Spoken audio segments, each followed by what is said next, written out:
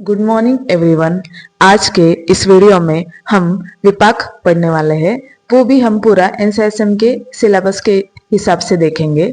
तो सबसे पहले है ये पार्ट 1 में इंक्लूड किया है और इस पे एक एमसीक्यू और 5 मार्क का क्वेश्चन आना कंपलसरी है।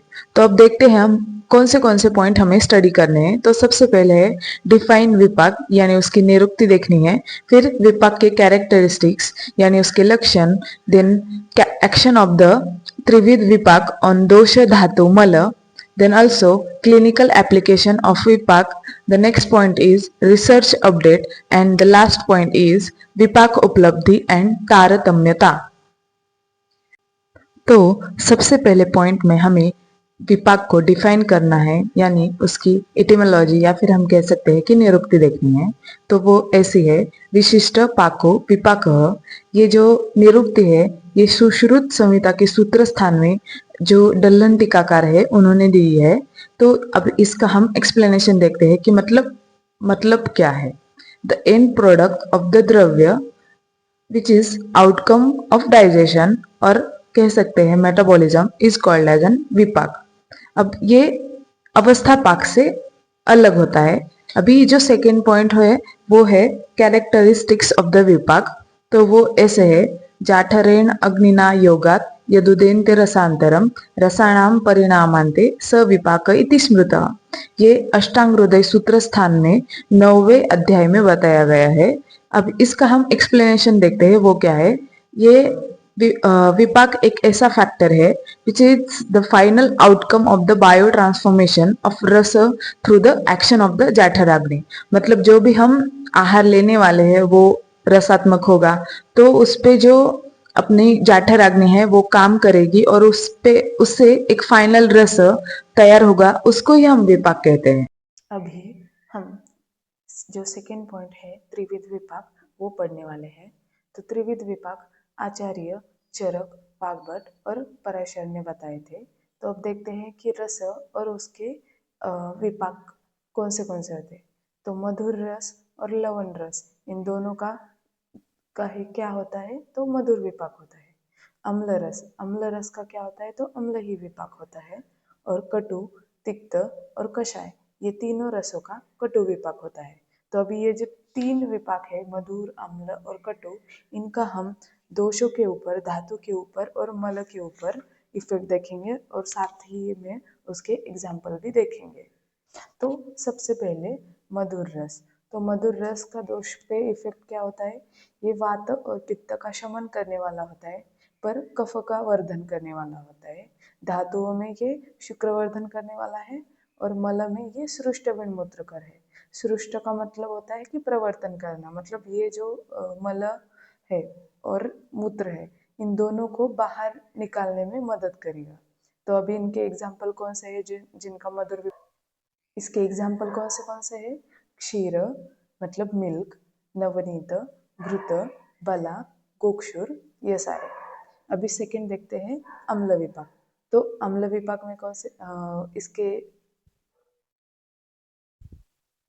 अभी सेकंड देखते हैं अम्ल विपाक। अम्ल विपाक का दोषों पे इफेक्ट क्या होता है, ये पित्त का वर्धन करने वाला होता है। धातुओं में ये शुक्र का नाशन करने वाला है और ये भी सृष्ट मूत्रकर है, मतलब मल को बाहर निकालने वाला है।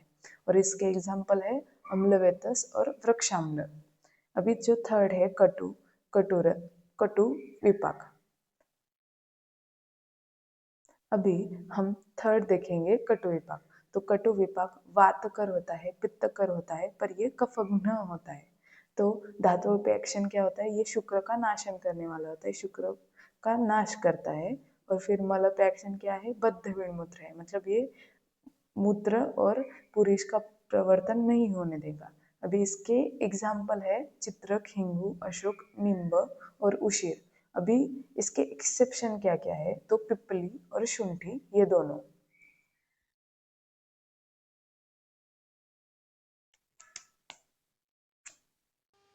अभी हम देखते हैं उसका fourth point that is research update. अभी मैंने एक ही रिसर्च अपडेट को पूरा एक्सप्लेन किया है, तो अब हम देखते हैं पहले कि आर्टिकल का टाइटल क्या था। The effect of the selected vipaka dravya with respect to their samanya and vichitra pratyayarabdha. तो मतलब हमें इसमें क्या देखना है कि उन्होंने सर्टन ड्रग्स दिए हैं और उसके उन्होंने देखा है कि मतलब पर्सन सेलेक्ट किए हैं और उन पे क्या इफेक्ट होता है। तो हम पूरा प्रोसेस देखेंगे। तो सबसे पहले है उन्होंने क्या लिया है कि हेल्दी वॉलेंटियर लिए है जिनका कोष्ठक कैसा है, मध्यम कोष्ठक है, मतलब क्रूर भी नहीं है ऐसा वाला। देन सेकेंड पॉइंट है उन्होंने उन्होंने 4 ग्रुप किए थे। तो सबसे पहला ग्रुप था एन ग्रुप, उन्होंने उसको टैबलेट ऑफ निम्ब पत्र चूर्ण दिया था। जो वी ग्रुप है उसको वासा पत्र चूर्ण दिया। जो बी ग्रुप है उसको भूमि आमलकी का पंचांग का चूर्ण दिया, मतलब उसके सारे पार्ट को यूज करके जो चूर्ण बनाया जाता है उसको पंचांग ऐसा हम कहते हैं। देन शंख पुष्पी का टैबलेट एस ग्रुप को दिया, ऐसा किया। तो अभी हम देखते हैं कि ये जो टैबलेट है उन्होंने उनको मॉर्निंग, लंच और इवनिंग को देने के लिए कहा और एक टाइम पे 4 टैबलेट लेनी थी और सव्यानोदान लेनी थी, मतलब कि भोजन के बाद लेनी थी, मतलब खाना खाने के बाद। खाना खाने के बाद मतलब आप बोलेंगे कि कब लेना है, तो 3 आवर्स के बाद लेने को ऐसा बोला था उन्होंने। तो अब हम देखते हैं कि रिजल्ट क्या आया इसका।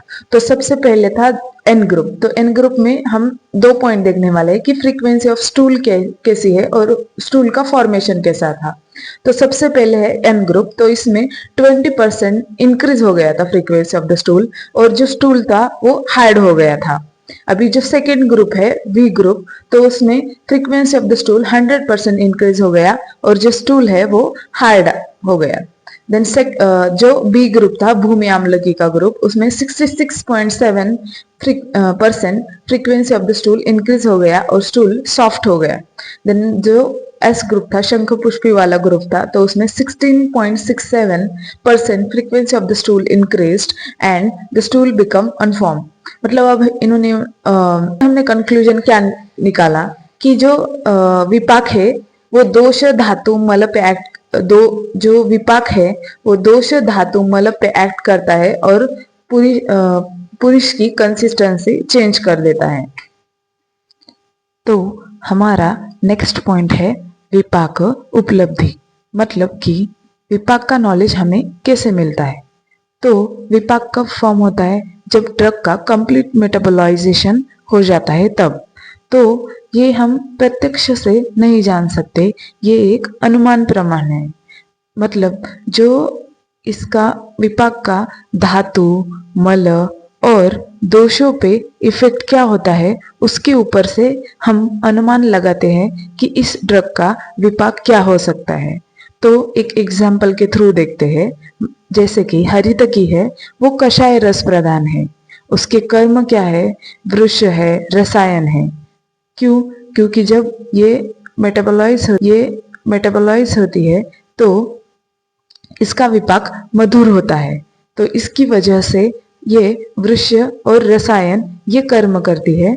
तो ये हमने प्रत्यक्ष से नहीं जाना, ये एक अनुमान प्रमाण है जिससे हमने ये जाना। तो जो हम फूड लेते हैं वो 2 प्रोसेस के अंदर जाता है, एक है पहला अवस्था पाक और दूसरा है निष्ठा पाक।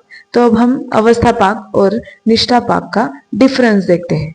तो अवस्था पाक क्या होता है, ये एक इनिशियल ट्रांसफॉर्मेटिव फेज है और जो अपना निष्ठा पाक है ये फाइनल ट्रांसफॉर्मेटिव फेज है। तो जो अवस्था पाक है इसमें नॉर्मल दोषा का प्रोडक्शन होता है। जो निष्ठा पाक है इसमें दोष मल के फॉर्म में प्रोड्यूस होते हैं। देन थर्ड पॉइंट है इसका इफेक्ट क्या होता है, अवस्था पाक हो जाने पे बॉडी पे इफेक्ट क्या होता है। तो इससे अस्थायी धातु तैयार होते हैं और निष्ठा पाक से स्थायी धातु तैयार होते हैं। और निष्ठा पाक का असेसमेंट हम अनुमान प्रमाण से करते हैं। अभी हम लास्ट पॉइंट देखते हैं तारतम्यता। तो तारतम्यता मतलब क्या होता है कि हमें कंपेयर करना है कि मधुर विपाक है समझो, तो उसमें कैसा है कि मधुर और लवण ये दोनों रसों का मधुर विपाक है। तो हमें देखना है कि मधुर का मधुर विपाक श्रेष्ठ है या लवण का मधुर विपाक श्रेष्ठ है। तो ऐसा कंपैरिजन है ये। तो जो मधुर द्रव्य है उनका मधुर विपाक श्रेष्ठ होता है, और वहां पर ही जो लवण द्रव्य है उनका मधुर विपाक मधुर से श्रेष्ठ नहीं होता, मतलब उससे कनिष्ठ है, मतलब इंफीरियर है। तो इसका एग्जाम्पल है क्षीर मधुर का, और लवण का एग्जाम्पल है सामुद्र लवण। देन अभी सेकंड हम देखेंगे कटु विपाक। कटु विपाक कैसा है कि तीनों रसों का है, मतलब कटु, तिक्त और कषाय का है। तो उसमें कषाय रस का कटु विपाक उत्तम होता है, और जो कटु रस का कटु विपाक मध्यम होता है, और जो तिक्त रस है उसका कनिष्ठ होता है। तो अब हम एग्जाम्पल देखते हैं कि लोद्र और खदीर, ये इन दोनों का भी विपाक कैसा है, कटु है। देन जो हिंगू और मरीच है वो कटु के लिए एग्जाम्पल दिए हैं, और जो ये है इसके लिए एग्जाम्पल वो दिए हैं। तिक्त के लिए एग्जाम्पल उन्होंने निम्ब दिया है। अभी हम देखते हैं next point, that is superiority of the vipaka. मतलब विपाक सुपेरियर क्यों है? आप बोलेंगे कि किससे सुपेरियर? तो हम रस से या फिर वीर्य से इससे सुपेरियर कैसे है? तो सबसे पहले है निमित्त तत्वात। निमित्त तत्वात मतलब क्या? इसका जो इफेक्ट है जो ये दोष पे दिखाता है, मतलब दोष को बढ़ाना या फिर दोष को शमन करना, ये विपाक काम करता है, मतलब विपाक उसके लिए रिस्पॉन्सिबल है। देन सेकेंड पॉइंट है धातु उपदेहात, the tissue construction is done by the vipaka. मतलब जो धातु क्षय या फिर वृद्धि होगी वो विपाक के कारण ही होगी, क्योंकि वो कब पॉसिबल है? धातु मतलब धातु की क्षय या फिर वृद्धि वो कब पॉसिबल है? जब डाइजेशन अच्छे से होगा, अगर मेटाबॉलिज्म के ऊपर ये डिपेंड करेगा। थर्ड पॉइंट है विपाक अपेक्षत्वाद, अभी डिपेंडेंसी फॉर थेरेप्टिक इफेक्ट। मतलब जो कोई भी हो, गुड इफेक्ट हो या फिर बैड इफेक्ट हो of the drug, it depends on its vipaka. मतलब उसका विपाक क्या है उसके ऊपर ये काम करेगा। देन लास्ट वन है शास्त्र प्रामाण्य। मतलब जो हमारे टेक्स्ट है, चरक संहिता, सुश्रुत संहिता, उन्होंने ही इसको इम्पोर्टेंट दिया है, इसलिए ये superior. So that's it for today. मिलते हैं अगले वीडियो में किसी और चटपटी ट्रिक के साथ या फिर और ऐसे ही किसी वीडियो के साथ। अगर वीडियो अच्छा लगा हो तो like, comment and share and also subscribe the channel.